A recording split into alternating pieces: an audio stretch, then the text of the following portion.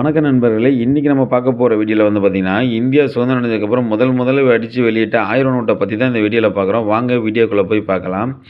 1954ல தாங்க முதல்ல வந்து பார்த்தீங்கன்னா, பெரிய சைஸ் 1000 நோட்ட அடிச்சு வெளியிட்டிருக்காங்க.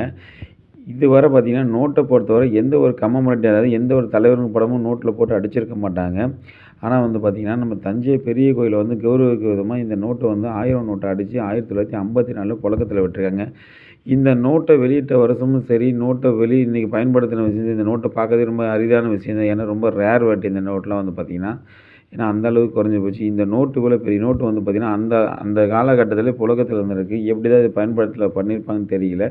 2வது வந்து கேட்டீங்கன்னா, இந்த நோட்ட வச்சிருக்கவங்க எல்லாமே பெரிய ஆளா இருந்தா மட்டும் தான் இவ்வளோ பெரிய நோட்ட அந்த காலகட்டத்தில வச்சிருக்க முடியும். ஏன்னு கேட்டீங்கன்னா, அந்த காலகட்டத்தில 1 அணா, 1/2 அணா அந்த மாரி தான் ரூ. 1/2 ரூ. 1/4 ரூ. 1 பெரிய விஷயம். ரூ. 1000 நோட்டுங்கிறது ரொம்ப பெரிய விஷயம். அந்த நோட்ட வந்து பார்த்தீங்கன்னா, அந்த காலகட்டத்தில அவ்வளோ பாதுகாப்பா வச்சிருந்திருக்காங்க. இன்னைக்கு என்னோட வயசுக்கு இந்த நோட்ட நான் கையில பிடிச்சு வீடியோ போடுறதே பெரிய விஷயம் தான். ரொம்ப பெரிய சாதனை தான் இந்த நோட்டு. இருந்தாலும் இந்த நோட்ட வந்து பார்த்தீங்கன்னா, நம்ம சேனல்ல சேல்ஸுக்கு தான் குடுத்துருக்கேன். யாருக்காவது தேவைப்பட்டா இந்த நோட்ட நீங்க எங்கேருந்து கால் பண்ணாலும் சரி, ஜிபே பண்ணீங்கன்னா கொரியர் பண்ணுவேன். சேனலுக்கு மட்டும் நீங்க புதுசா இருந்தா இப்ப சப்ஸ்கிரைப் பண்ணிக்கங்க. அப்பதான் நம்ம போடுற வீடியோ அடுத்தடுத்து கண்டிப்பா உங்கள்ட்ட வந்து சேரும்.